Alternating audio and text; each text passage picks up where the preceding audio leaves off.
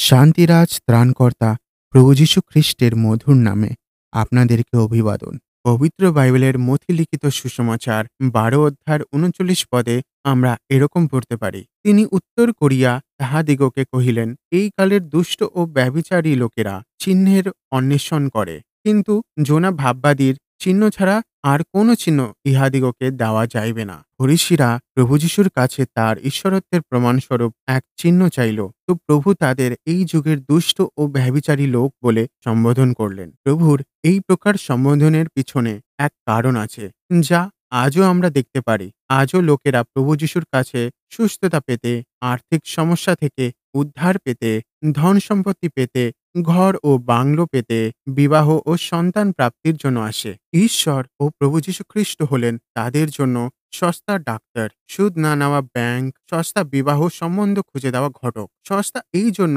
কারণ এর জন্য তাদের কিছুই খরচা করতে হয় না। কিন্তু ঈশ্বরের কি এই ইচ্ছা? প্রভু যীশু কি এই জন্যই এই জগতে দুধারী হলেন?